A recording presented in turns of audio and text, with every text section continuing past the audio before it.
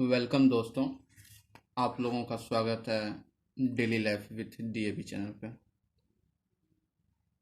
हम लोग पिछले अप्रोक्सीमेट मेथड जो किए थे और उस पर कुछ न्यूमेरिकल किए हुए थे पिछले लेक्चर्स में। आज हम लोग शुरू करेंगे डिटेल्ड एस्टिमेट। तो शुरू करने से पहला धर्म ये होता है कि डिटेल एस्टिमेट होता है क्या वो जाने। डिटेल एस्टिमेट के नाम से ही पता चलता है कि डिटेल में एस्टिमेट करना। एक बार पढ़ते हैं, कहता है it is an accurate estimate, it is an accurate estimate and consist of working out the quantities of each item of work and also the cost। इसमें क्या करते हैं, जितने भी आइटम ऑफ वर्क होते हैं यानी ईच आइटम ऑफ वर्क सभी का क्वांटिटी कैलकुलेट करते हैं डिटेल में और इसका कॉस्ट कैलकुलेट करते हैं। The dimension, length, breadth, height of each item are taken out correctly from drawing. इसमें अगर मान ली किसी का भी क्वांटिटीज निकालेंगे तो हमको उसका लेंथ, ब्रेथ और हाइट पता रहना चाहिए, जो हमको किससे मिलेगा, करेक्टली फ्रॉम ड्राइंग। उसका जो हम लोग ड्राइंग तैयार करते हैं, प्लान तैयार करते हैं, उससे मिलता है। And quantity of each item is determine, यानी इस ड्राइंग की मदद से किसी भी वर्क का क्या क्वांटिटी होगा उसको हम लोग डिटरमाइन करेंगे, पता करेंगे। Then abstracting and billing is done. उसके बाद हम लोग एबस्ट्रेटिंग करेंगे और बिलिंग करेंगे। एबस्ट्रेटिंग और बिलिंग क्या होता है आगे पढ़ेंगे तो समझ में आ जाएगा। तो detail estimate is prepare in 2 stage. Mainly detail estimate 2 stage में प्रिपेयर होता है। डिटेल एस्टिमेट मेनली हम लोग 2 स्टेज में प्रिपेयर करते हैं। एक तो पहले हम लोग उसका क्या करते हैं, एक मेजरमेंट पता करते हैं कि वो कितना लेंथ है, उसका क्या ब्रेथ है, क्या हाइट है, उसकी मदद से उसका हम लोग क्वांटिटी कैलकुलेट करते हैं। ठीक है। दूसरा, जब क्वांटिटी कैलकुलेट हो जाता है तो रेट की मदद से हम लोग क्या करते हैं, उसका कॉस्ट निकालते हैं। क्या निकालते हैं भैया, कॉस्ट निकालते हैं। चलिए आगे देखते हैं टाइप्स ऑफ डिटेल एस्टिमेट। देखिए टाइप्स ऑफ डिटेल एस्टिमेट क्या होता है। इसमें दो एक होता है आइटम रेट एस्टिमेट, दूसरा होता है टोटल एस्टिमेट। ठीक है। आइटम रेट एस्टिमेट से ही आपको पता चलता है कि इसमें हम लोग आइटम वाइज एस्टिमेट करेंगे, यानी इन detail estimate the quantities of all item involve in the construction of work. यानी जो आपका कंस्ट्रक्शन ऑफ वर्क है उसमें इन्वॉल्व ऑल आइटम, सभी प्रकार का आइटम इन्वॉल्व रहेगा। अप्रोक्सीमेट में सभी प्रकार के आइटम को याद कीजिए कि हम लोग इन्वॉल्व नहीं करते थे। कहीं पे अगर करते थे तो क्या होता था, कहते थे फाउंडेशन इसमें शामिल नहीं है, सिर्फ ऊपर वाला शामिल है, तो एग्जैक्ट वैल्यू नहीं आता था। लेकिन इसमें जो कर रहे थे, इसमें क्या कर रहा है, ऑल आइटम ऑफ वर्क, ये मतलब जो भी कंस्ट्रक्शन वर्क है उसका सारा आइटम इंक्लूड रहता है। Then determine the cost of each item. पहले क्या करते हैं, in detail estimate the quantities of all item involve in the construction work. सभी प्रकार के आइटम ऑफ वर्क इन्वॉल्व रहता है इसमें कंस्ट्रक्शन वर्क। और उसके बाद क्या करते हैं भैया, उसका कॉस्ट पता करते हैं ऑफ ईच आइटम, प्रत्येक आइटम का क्या कॉस्ट आने वाला, खर्च आने वाला, वो पता करते हैं। This is prepare in two stage. जो पीछे अभी बात की है कि 2 स्टेज में हम लोग डिटेल एस्टिमेट करते हैं, मेनली मेजरमेंट और दूसरा एब्स्ट्रैक्ट। तो 2 स्टेज में करते हैं। तो पहला क्या होता है, मेजरमेंट शीट, दूसरा होता है एब्स्ट्रैक्ट शीट। मेजरमेंट शीट में क्या करते हैं हम लोग कि कोई भी, देख लीजिए मेजरमेंट शीट का ये क्या है, फॉर्मेट है। ये किसका शीट है, किसका फॉर्मेट है भैया, ये एब्स्ट्रैक्ट शीट का फॉर्मेट है। ठीक है। मेजरमेंट शीट में क्या होता है, हम लोग मेजरमेंट लिखते हैं, कौन कितना लंबाई है, किसका कितना लंबाई है, कितना ब्रेथ है, कितना हाइट है, मतलब कितना लंबा, कितना ब्रेथ, कितना हाइट है। और कोई भी जो वर्क कर रहे हैं, जैसे मान लीजिए शॉर्ट, यहाँ पे एक एग्जांपल लिए शॉर्ट वाल का, जैसे कर रहे हैं तो शॉर्ट वाल काय को है, कितना लेंथ का है, कितना ब्रेथ है, क्या हाइट है, इसकी मदद से हम लोग क्या करते हैं, क्वांटिटी निकाल लेते हैं। अब इसी क्वांटिटी को अगर हम लोग किससे मल्टीप्लाई कर दे भैया, रेट से मल्टीप्लाई कर दे तो हमें कॉस्ट मिल जाएगा। तो इसी के लिए एक ही सीट में पॉसिबल नहीं होता, तो मेजरमेंट सीट अलग तैयार करते हैं, अब फिर उसका क्वांटिटी यहाँ लिखते हैं, और उस क्वांटिटी को किस यूनिट में हम मेजर किए हैं, सेंटीमीटर में किए हैं कि मीटर क्यूब में किए हैं, किस में किए हैं, उसको रेट से मल्टीप्लाई करके हम कॉस्ट निकालते हैं। तो आइटम रेट एस्टिमेट में क्या होता है कि हम लोग पहले मेजरमेंट पता करते हैं, उसके मदद से हम लोग क्वांटिटी निकाल लेते हैं, फिर हम उस क्वांटिटी को रेट से मल्टीप्लाई करके कॉस्ट निकाल लेते हैं, जो 2 सीट में मिलके तैयार होता है, एक मेजरमेंट सीट, दूसरा एब्स्ट्रैक्ट सीट। चलिए अगला देखते हैं। दूसरा होगा सप्लीमेंट्री एस्टिमेट। मैंने जो पहले बोल दिया था टोटल मेथड, वो एक्चुअली वो मेथड्स ऑफ डिटेल एस्टिमेट था। चलिए दूसरा देखते हैं क्या है। दूसरा है सप्लीमेंट्री एस्टिमेट। सप्लीमेंट्री एस्टिमेट पहला क्या था भैया, आइटम रेट में एस्टिमेट। दूसरा क्या है, सप्लीमेंट्री एस्टिमेट। सप्लीमेंट्री का अर्थ होता है भैया कि जैसे मान लीजिए कोई काम कर रहे हैं, ठीक है, लेकिन उसमें क्या हुआ, कुछ एक्स्ट्रा काम करना पड़ रहा है, जैसे some more extra construction is required, यानी कुछ एक्स्ट्रा कंस्ट्रक्शन का जरूरत पड़ गया। तो लेकिन पहले जो एस्टिमेट किए रहते हुए होते हैं उसमें एक्स्ट्रा वर्क का तो एस्टिमेट नहीं किया हुआ होता है, लेकिन काम करने के दौरान अगर कोई एक्स्ट्रा वर्क आपके पास आ जाए, ठीक है, और तो उसका तो एस्टिमेट नहीं किया हुआ है, तो उस समय हमको क्या करना पड़ता है, उस एक्स्ट्रा वर्क का अलग से एस्टिमेट करना पड़ जाता है। यानी some more extra construction is required, यानी अर्थात not provide in the previous estimate then the budget of structure will increase. अगर एक्स्ट्रा वर्क करना पड़ जाएगा तो भैया आपके पास जो बजट था वो क्या होगा, बढ़ जाएगा ना। लेकिन उसके लिए हम लोग क्या करते हैं, this is called supplementary estimate, फिर से हमको एस्टिमेट करना पड़ जाता है। तो एक्स्ट्रा वर्क के लिए जो एस्टिमेट करते हैं उसको हम लोग सप्लीमेंट्री एस्टिमेट कहते हैं।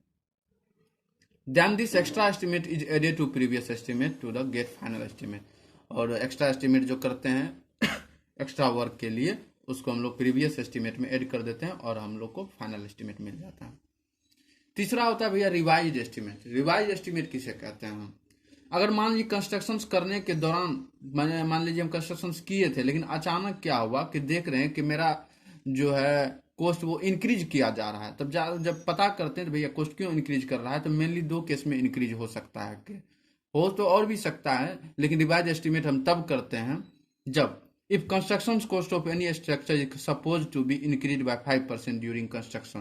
कंस्ट्रक्शन के दौरान अगर आपका संपूर्ण कॉस्ट 5% से बढ़ रहा हो, यानी टोटल एस्टिमेट कॉस्ट अगर 5% से इंक्रीज कर रहा हो, तब हमको जरूरत पड़ता है, then we have to required to revise estimate, पुनः एस्टिमेट करने का जरूरत पड़ता है। या नहीं तो अगर construction cost of any material, किसी भी पार्टिकुलर मटेरियल का या कोई पार्टिकुलर काम का 10% से इंक्रीज कर रहा हो, जैसे मान लीजिए कोई वर्क का हम जोड़े थे 5 लाख रुपया, कि वो पार्टिकुलर वर्क करने में हमको 5 लाख खर्च आ रहा है, लेकिन पता चला जब काम करने लगे तो 50,000 एक्स्ट्रा आ रहा है, तो भैया 5%, लेकिन सॉरी 1 लाख एक्स्ट्रा आ रहा है, यानी कम से कम सीधा सोचिए ना, 5% नहीं 10% अगर आपका किसी एटम पे है, लेकिन टोटल कॉस्ट में अगर 5% इंक्रीज हो रहा है, या किसी पार्टिकुलर मटेरियल या पार्टिकुलर काम में अगर 10% से इंक्रीज हो रहा है, तो इन दोनों कंडीशन में हम लोग रिवाइज एस्टिमेट करेंगे। ठीक है, उसके बाद हम लोग डिटेल एस्टिमेट में एनुअल रिपेयर मेंटेनेंस एस्टिमेट करते हैं। टाइप्स ऑफ डिटेल एस्टिमेट पढ़ रहे हैं, ध्यान रखिए। तो टाइप्स ऑफ डिटेल में पहला क्या पढ़े, आइटम रेट, दूसरा पढ़े सप्लीमेंट्री एस्टिमेट, तीसरा पढ़े रिवाइज। ठीक है, तो कब को कौन सा एस्टिमेट करने का जरूरत पड़ता है, और एनुअल रिपेयर या मेंटेनेंस एस्टिमेट करते हैं तो वो कैसे होता है। कहता आफ्टर कंप्लीशन ऑफ वर्क, एक बार काम खत्म हो जाने के बाद it is necessary to maintain the same for its proper function. ये जरूरत पड़ जाता है कि कोई जो बिल्डिंग बना है वो प्रॉपर वे में फंक्शन करे, फॉर दैट, जिसके लिए एन एस्टिमेट इज प्रिपेयर्ड, एक एस्टिमेट तैयार करते हैं, किस चीज के लिए, फॉर दैट आइटम्स, मतलब उस आइटम के मेंटेन के लिए, विच वे रिक्वायर्ड फॉर रिन्यूअल, जिसमें क्या क्या हमको जरूरत पड़ सकता है, या तो हम लोग मेंटेन करने या रिन्यूअल करवाएं बिल्डिंग को, या रिप्लेसमेंट करवाए, यानी हटा करके दूसरा कोई चीज़ उसमें स्ट्रक्चर्स में कुछ इंक्लूड करें, या repair the founded of detailed estimate. ठीक है, या किसी भी चीज़ का रिपेयर करना हो तो उस समय से हमको डिटेल में अगर करना होगा, जैसे मान लिया हम लोग अप्रोक्सीमेट में कभी भी अगर हम एनुअल या मेंटेनेंस के लिए अगर कोई एस्टिमेट तैयार करते हैं तो वो कभी याद रखिए अप्रोक्सीमेट में नहीं होता है। ठीक है, क्योंकि उसमें हम लोग रिपेयर करते हैं कोई पार्टिकुलर आइटम, पार्टिकुलर टाइप के वर्क का या पार्टिकुलर टाइप के स्ट्रक्चर्स के लिए करते हैं, जिसमें हमको डिटेल में करना होता है। इसलिए डिटेल एनुअल, चाहे रिपेयर हो या मेंटेनेंस हो, रिपेयर मेंटेनेंस के केस में हमेशा हम लोग डिटेल एस्टिमेट ही करते हैं। ठीक है, वाइल इसमें क्या क्या इंक्लूड पहले भी देखे थे, इसमें वॉशिंग इंक्लूड रह सकता है, repairing of pet halls include रह सकता है, रोड के कंडीशंस में करेंगे, या एक्स्ट्रा वर्क भी हो सकता है। ठीक है, देखते हैं नेक्स्ट क्या है। आपका टाइप्स ऑफ डिटेल एस्टिमेट खत्म हो गया, लेकिन जो चीज़ आप पीछे पड़े उसी चीज़ को आप लिख सकते हैं। डिटेल एस्टिमेट जो है ना का यूज क्या क्या है, तो ये तो कॉमन सी बात है कि कोई भी बता सकता है कि यूज क्या क्या है। For taking any approval from environmental administrative या municipality it is we must have required detail estimate.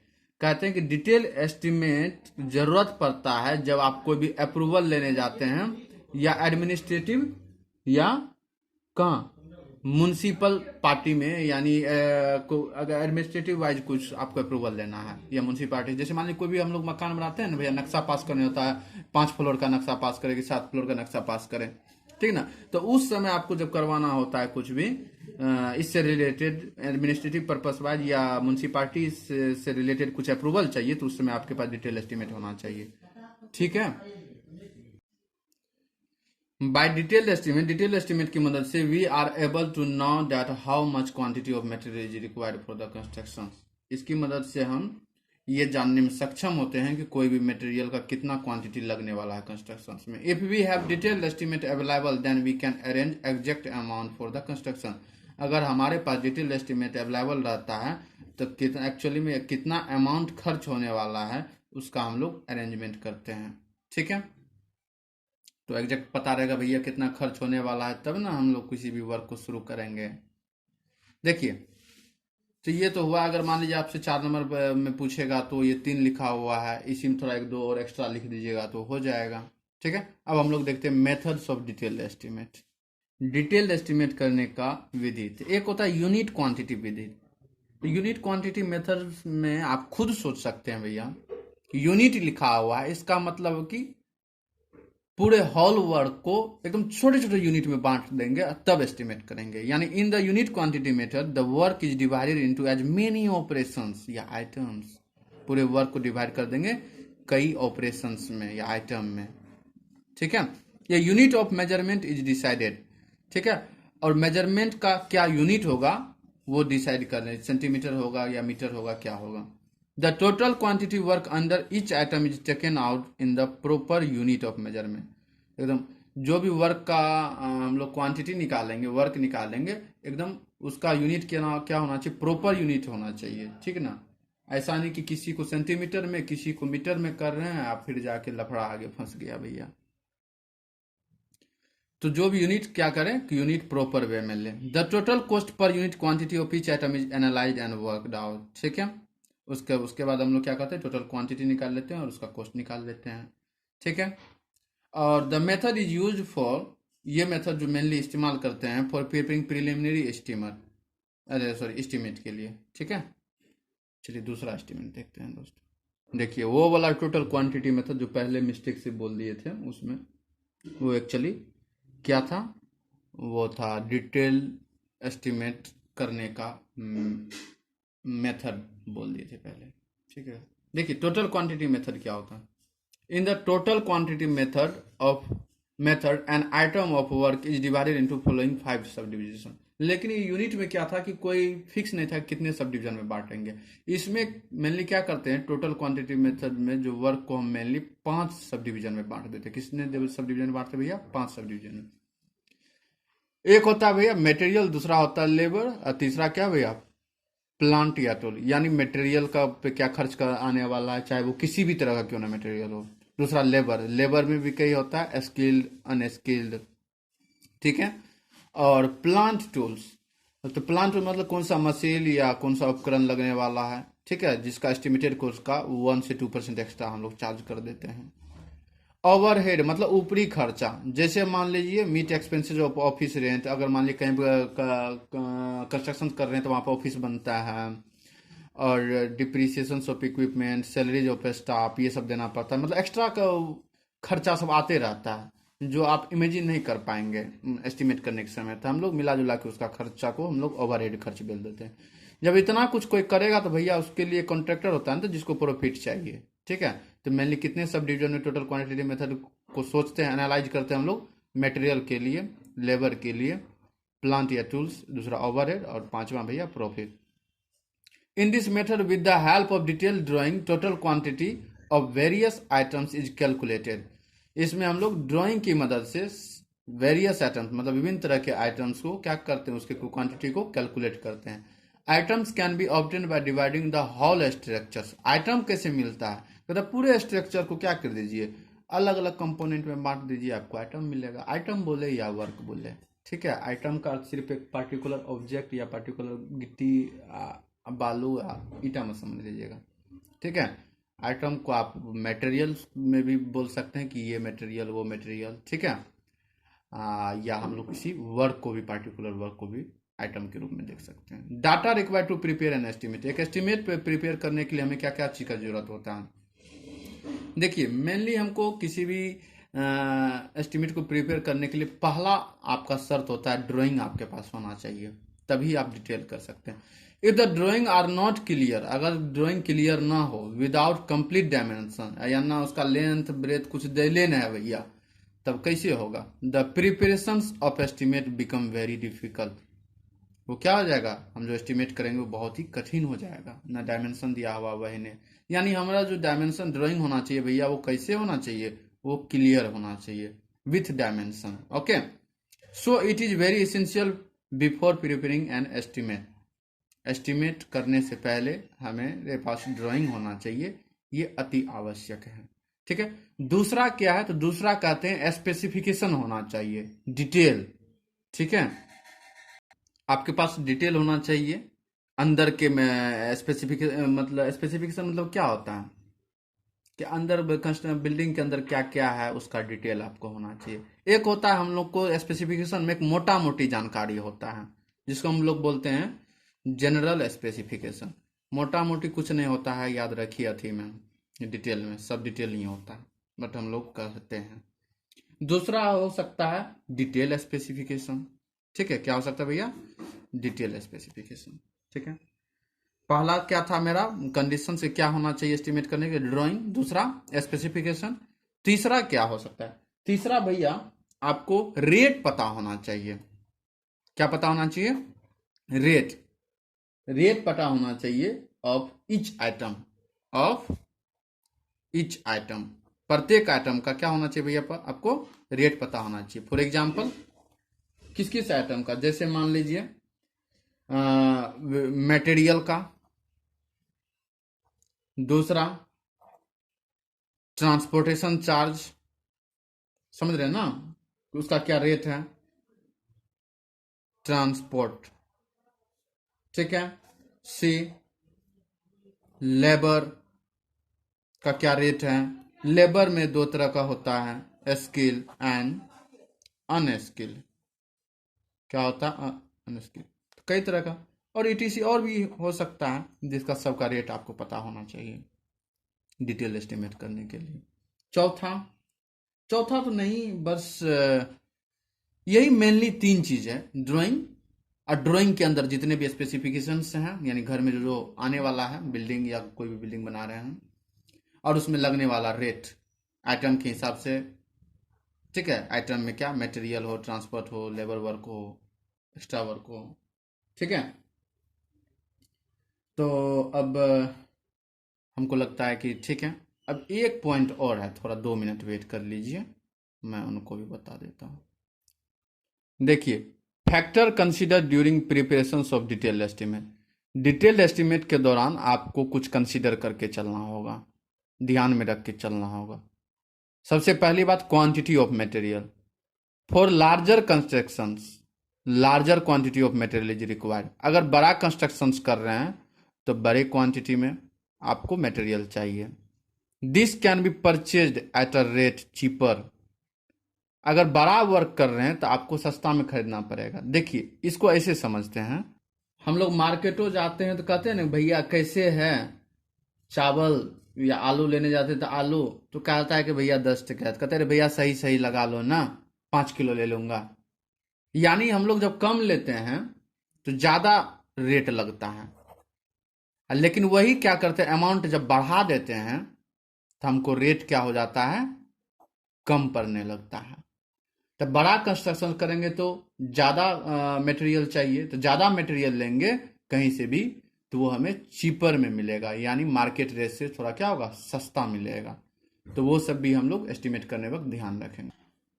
मतलब लार्जर वर्क करने के लिए जो मटेरियल का जरूरत पड़ता है वो चीपर मिलता है then comparison to minor work. Okay, फिर उसके बाद availability of material. Estimated cost particular item is higher if material is transported from longer distance. मतलब अवेलेबिलिटी ऑफ मटेरियल से ही पता चलता है कि मटेरियल कहाँ आपका अवेलेबल है। अगर ज़्यादा डिस्टेंस पे अवेलेबल है तो आपको ट्रांसपोर्टेड चार्ज ज़्यादा लगेगा। ट्रांसपोर्टेशन ऑफ मटेरियल, तो ट्रांसपोर्टेशन चार्ज ज़्यादा लगेगा तो उसके हिसाब से एस्टिमेट करेंगे ना। ठीक है, तो इसीलिए सब चीज़ पढ़ रहे हैं। ये क्यों पढ़ रहे हैं ये सब फैक्टर? हम एस्टिमेट करने के दौरान ये सब कंसीडर करके चलेंगे, ध्यान में रख के चलेंगे। ट्रांसपोर्टेशन ऑफ मटेरियल, ठीक है, if a smaller quantity of material is required to transported to be considerable distance, the proportionate cost of transportation become higher in comparison with cost of larger quantity transported at the time.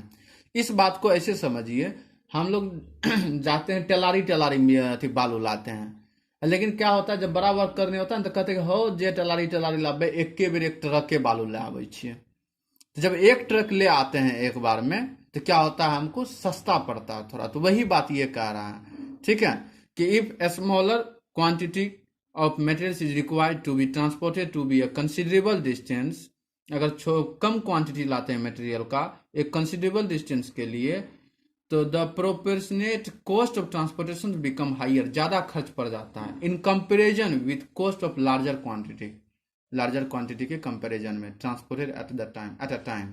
ठीक है, अगर same location same distance की अगर बात करें तो, ठीक है। लोकेशन ऑफ साइट, ये भी डिपेंड करता है कि भैया जहां कंस्ट्रक्शन का काम होगा वो साइट है कहाँ।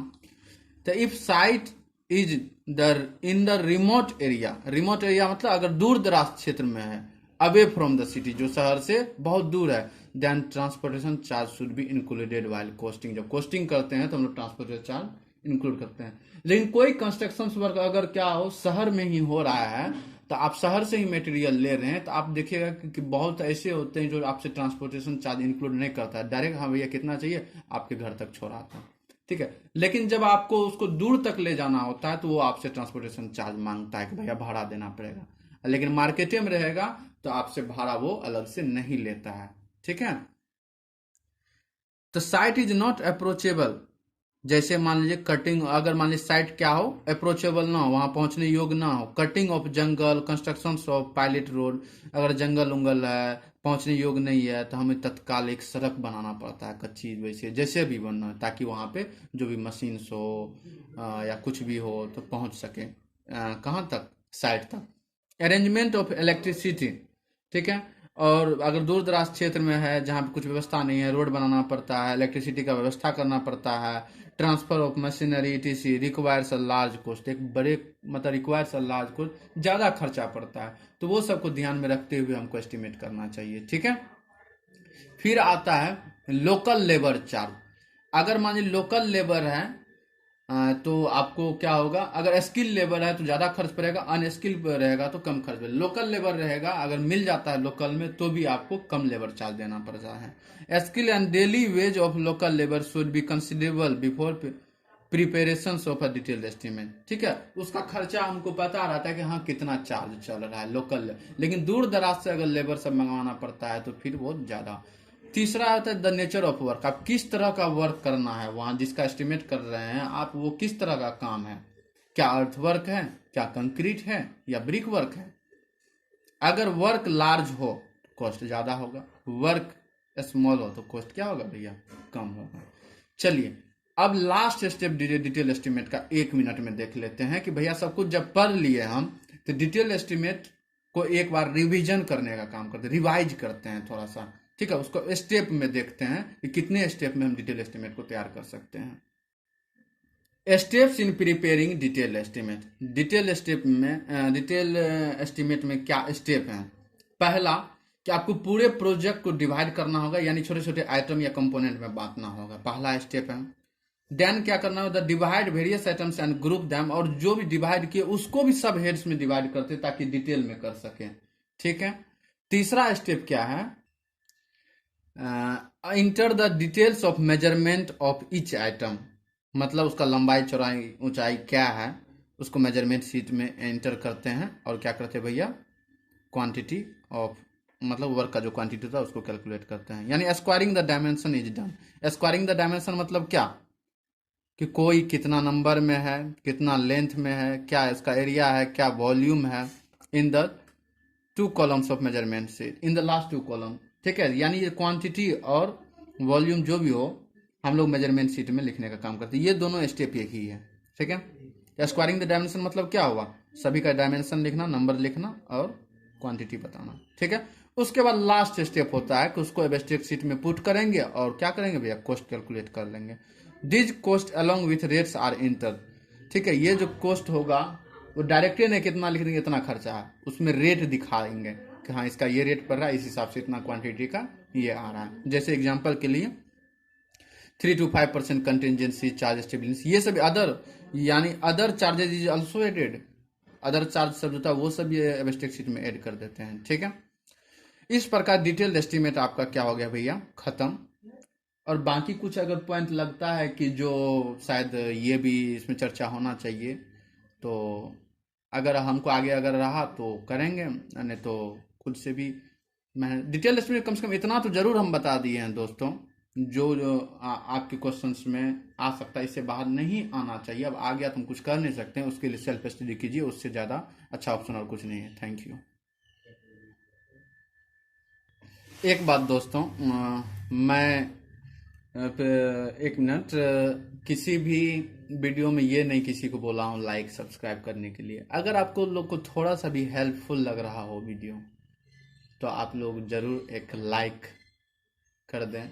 अगर ये वीडियो जिसके लिए हेल्पफुल हो, आप अपने कलीग में ज़रूर शेयर करें, हो सके तो सब्सक्राइब भी कर लें, क्योंकि मैं अब लगातार कुछ ना कुछ टॉपिक पे वीडियो बनाने का कोशिश करता रहूँगा। सबसे पहले तो ये एस्टिमेटिंग कॉस्टिंग ख़त्म करूँगा, देन उसके बाद कुछ, ठीक है। आप लोगों का बहुत बहुत धन्यवाद। मिलते हैं नेक्स्ट लेक्चर्स में नेक्स्ट टॉपिक के साथ।